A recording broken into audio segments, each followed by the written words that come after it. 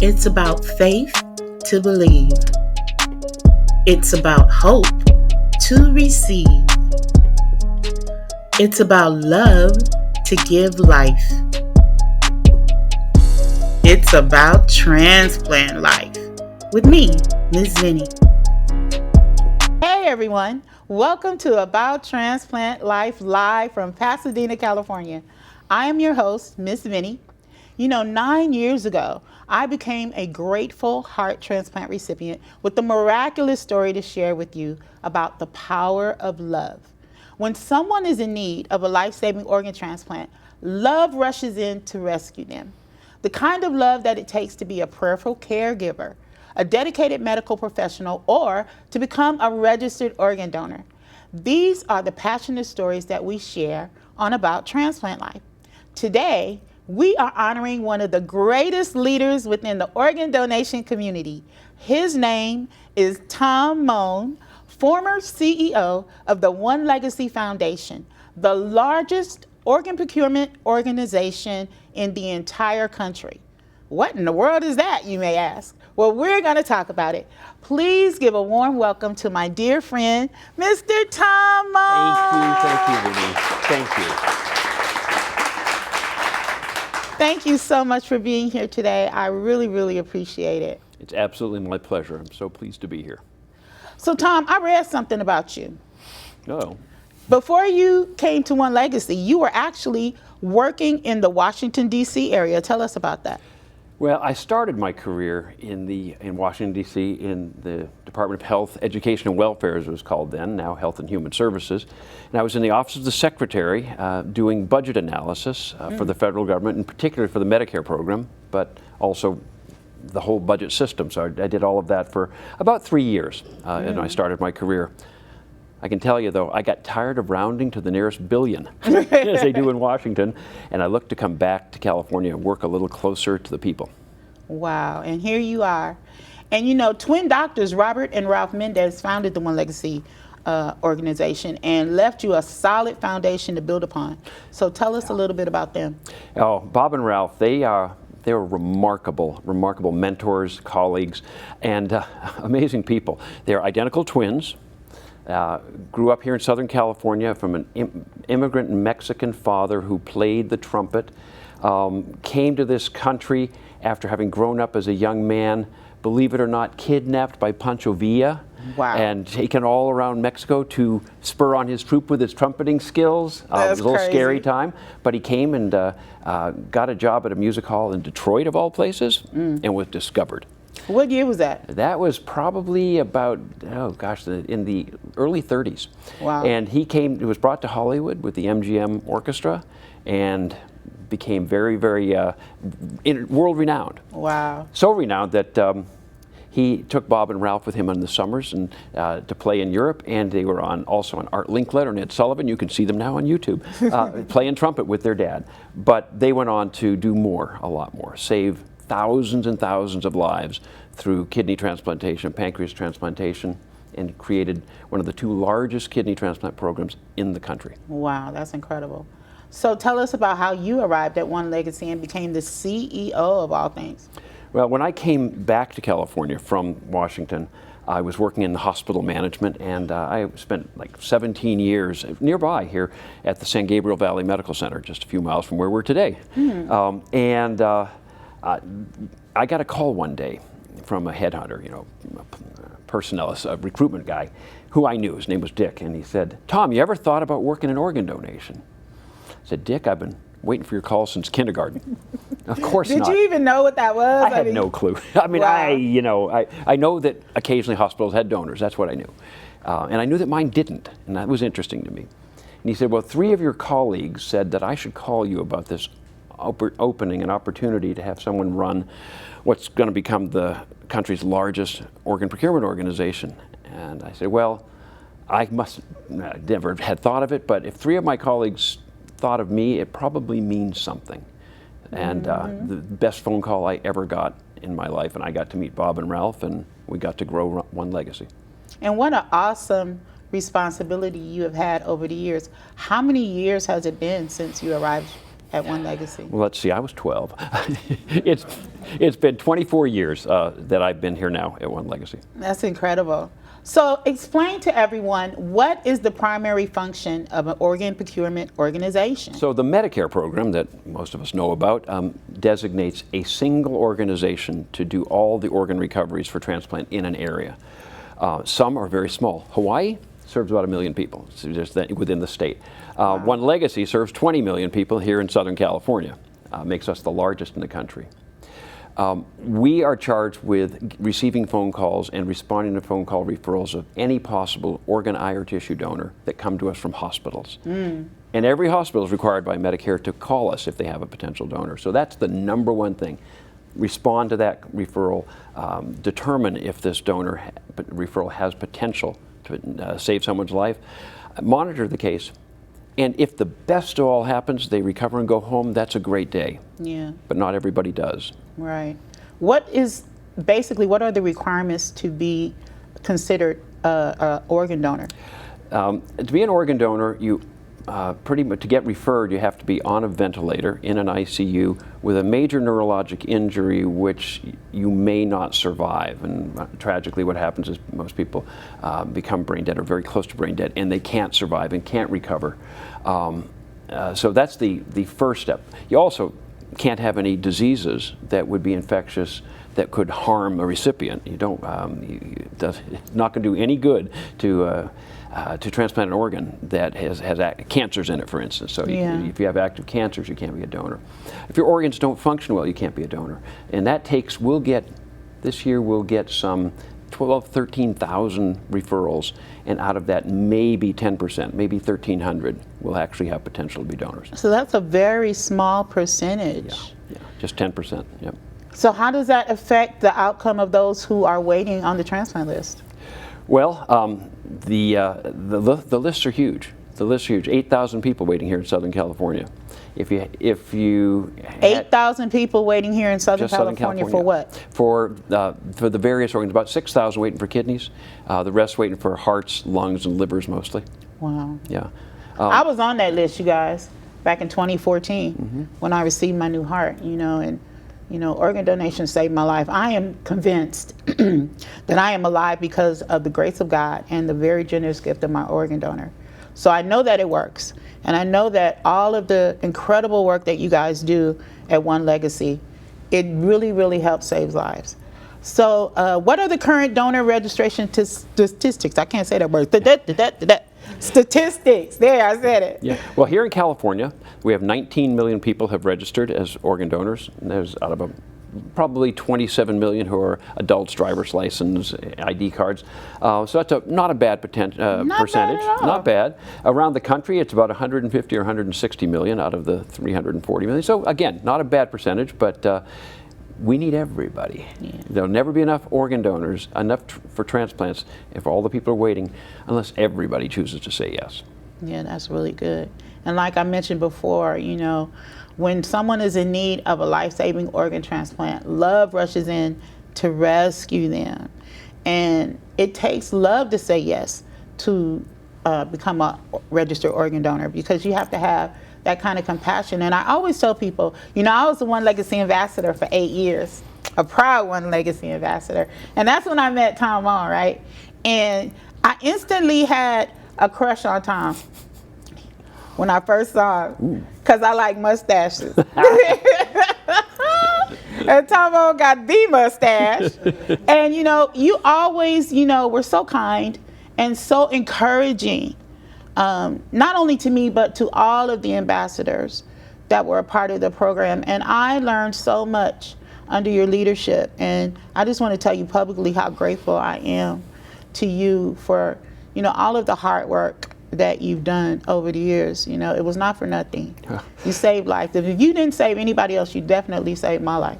Well, I will say thank you for that comment, but it's sort of the other way around. My gratitude to our ambassadors is so overwhelms whatever gratitude I can have for us setting up the program. We didn't have an ambassador program when I got there. It was one of the early things we created, and it became an invaluable part of OneLegacy because I can get up in front of a camera, in front of a stage, in front of an audience, and talk about the value and power of donation, and I can quote a lot of numbers. Mm-hmm. But it's so much different when it's somebody who's speaking from the heart, not from the head. Right. And we knew very early on that our donor family members and our recipients are always speaking from the heart about this, and that's what opens up other hearts. Absolutely, absolutely. It's a very emotional journey, the whole process.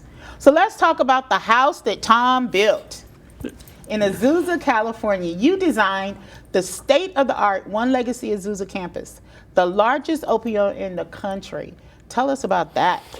So, our OneLegacy Transplant Donor Recovery Center in Azusa is by far the largest, most sophisticated donor recovery center anywhere, probably in the world. Wow. And it is frankly a uniquely American thing. No place else in the world are organ donors moved from the hospital in which they passed away or become brain dead, but moved on a ventilator, in an ambulance, to a recovery center. Our colleagues in St. Louis pioneered this over 20 years ago, and I got to say, I was a skeptic. I did not think we could be moving donors, as fragile as they are, through LA traffic. I mean, come on. Yeah. Turns out, they proved, and we paid attention, that you can, and you can do it safely. And before talking at all about the building and the helipad and all that, in the year and a half, almost 2 years we've been open, we've saved 30% more lives from donors recovered at our facility versus hospitals. Wow. Huge impact. So you are actually recovering hearts, kidneys, lungs, the various organs to save lives of individuals like me, who are literally dying, and need a second chance at life. That's right. Yeah, now, one of the things that we were very concerned about, and hospitals were concerned about, and I don't blame them, is a family has gone through a huge traumatic time when they've lost a loved one, oftentimes unexpectedly. And that family has come to rely upon that hospital and that team. And the hospital said, but if you move them, who are they going to rely on? And one of the first things we did is we made sure we have our social work, our family support services staff there 24 hours a day when any family is in-house, just to be there for them. And we now, in fact, changed our whole routine to where we dispatch them as soon as a case starts to the hospital, so we can start that support there, which every hospital has agreed they can't provide that much care to a single family. They have too many other patients to care for. So that, of the most important thing we do, it's the caring for families. I recently had a loved one, and I told you about this, a friend of mine, dear friend of mine, who became a donor hero. And he was there at the OneLegacy Recovery Center. And I could tell you that, I won't say their names or anything like that, it's confidential right now, but they were very impressed with the love and the care and the sensitivity that the staff expressed to them. And they had the donor walk there. That's when, they honor the donor, and, the family and the staff, they come together and say their final goodbyes, and it's very emotional, and you guys just really did an excellent job of caring for my friend, so thank you so much. Thank you, and I want to thank you for alerting me to the fact that he was there, because I went down and stood by his room and his gurney, and as they were still evaluating the donor and organs and getting them placed, and it's important to remember the person. It's important to think of the family. And you mentioned the honor walk. The honor walk, they began not terribly long ago, and it's one of the stories we pitched with our Donate Life Hollywood group to the Hollywood writers, and they have shared that story on more medical dramas than I can imagine, because it speaks to that caring of every one of the staff and the family for that gift of life. Well, speaking of your staff, tell us about your amazing team of people at OneLegacy and some of the things they do to serve the community. Oh man, we have today we have close to 500 staff members. When I got there, we were about 50. Wow, from 50 to 500. That's the house that Tom built. Yeah. I got to say, I used to know everybody's name. I can't really say that today. It gets harder and harder. But And when I first got there, they were substantially critical care nurses because you need that skill set. But we also recognized that there aren't enough to go around. And we had them doing PR, and we had them doing referral response. And we said, no, one of the first things, we have to have specialists. So we have referral responders who come from being EMTs and ambulance drivers and paramedics. They have that experience of responding rapidly to get there early and get the most important medical information.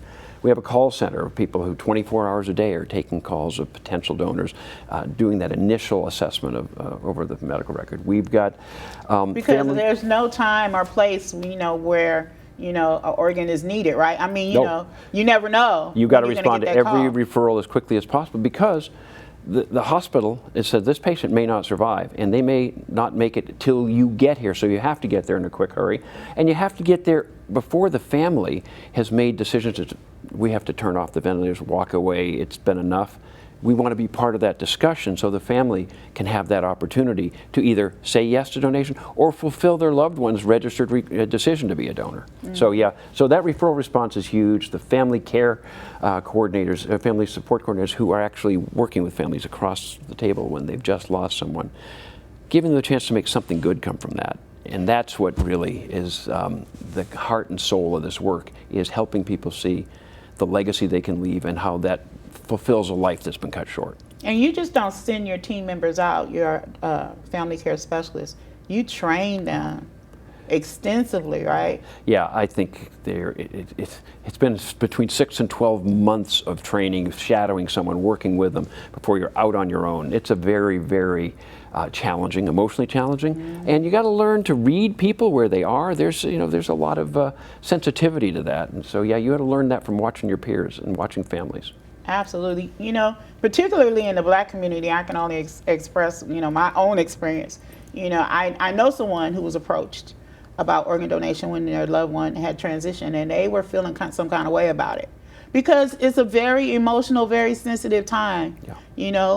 But that family care representative was really patient, really considerate, and eventually that person did say yes to organ donation.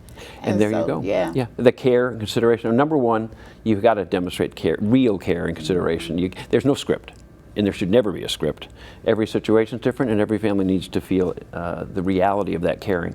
And probably the greatest gratitude I get from that is we'll hold donor family ceremonies for families who've donated over the last year or two, and you invite them up to the stage when their loved one's called, and you hand them a pin or a pendant honoring their loved one.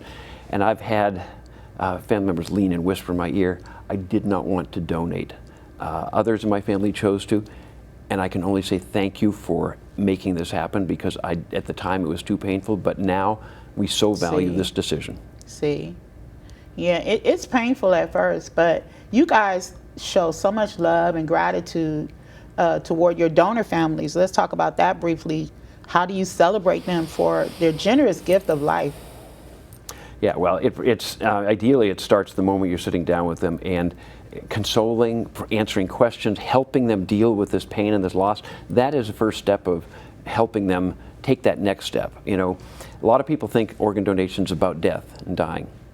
It's not. It's about what happens afterwards. It's about taking that first step to recovery personally, but also helping someone else recover and seeing themselves as a part of a bigger world. I think that's probably the greatest gift we give to families, is they see themselves as connected to someone like yourself who gets that life-saving gift. That's where it starts. The honor walk you talked about, the donor remembrance ceremonies, and our events like our OneLegacy Donate Life Run Walk, where we have memorial gardens and honor their loved ones, and memorial placards along the whole route of donors and recipients to honor them for this gift of life. Yeah, that's a lot of fun. We just recently had that experience. I want to share this with you. When I was in the hospital waiting for a heart transplant, I really struggled with the fact that, I may have been waiting for someone to die so that I could live. And it really bothered me, and so I prayed about it. And one thing that the Lord showed me was that I wasn't waiting for someone to die so that I could live. I was waiting to live again because someone died and left me a very generous gift. And it made all the difference in the world. I had permission to receive this heart because my donor said yes to organ donation. And what greater gift can you leave in the earth than, you know, an organ that can save someone else's life, right? I can't think of more. Can't think of more. So why is organ donation so important, and why do you work so hard to raise awareness? Why do we work so hard? Because there are people like yourselves who are waiting, desperately waiting for a life-saving transplant. At the end of the day, donation wouldn't exist, of course, if there weren't recipients for those organs. I do think that the organ donors are probably the most grateful at the end of the donor families, the most grateful at the end of the day, but that does not belie the fact that certainly recipients are grateful. And we do it because we see a day that no one dies waiting on the list. We see that that's possible. If everyone said yes, that would happen. Tom said, we see a day that no one dies on the list. That's great. I like that. So it's almost that time. We're in Pasadena.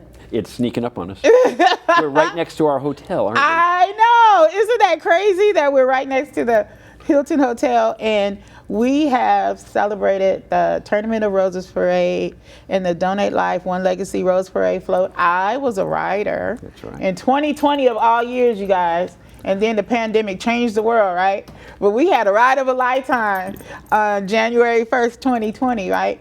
And it was an incredible, life-changing experience. So let's briefly talk about the Rose Parade. What's happening this year? Oh man, this year, we are in our 22nd parade. We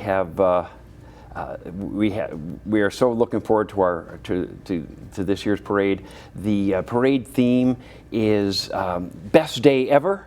I'm sure that's perfect for recipients. Ever. Yes. Not so good for donor family members. Well, as a title at the moment, right? Yeah. However, I give it up to our designer, Charlie Meyer, who's designed our last many years of floats. And Charlie came up with a beautiful float design that takes off a Japanese motif with cherry trees and pagodas with koi fish windsocks that was part of a children's festival. And they're just beautifully flowing along between these two buildings over some water, over a bridge. And he called Let Your Life Soar. Oh, so you changed it from Best Day Ever. You know, that's the parade's theme is Best Day Ever. Oh, okay. We're stuck with that. That's not Okay. ours. Ours is Let Your Life Soar, and that works just fine because that is the whole message. Yeah. The donor family, the individual who chooses to register to be a donor, you may be gone, but your life will soar. It'll continue by helping others, and of course, your life is soaring right now. My You're the life best is example. soaring right now. You know, I really, really appreciate you, Tom, and the work that you do. It's never ending. 24/7. 24/7. What do you do to relax, to find joy? Because you're dealing with, you know, sadness and, you know, and death and things like that. What do you do to find joy in your life? Well, it's got to start with family. There's families. I've got, you know, lovely wife of 47 years. 47 years we've been married. That's beautiful. It's been a long time. She been putting up with you that long? I know, that's the hard part That's to believe, incredible. isn't it? That's I would have to send her some flowers.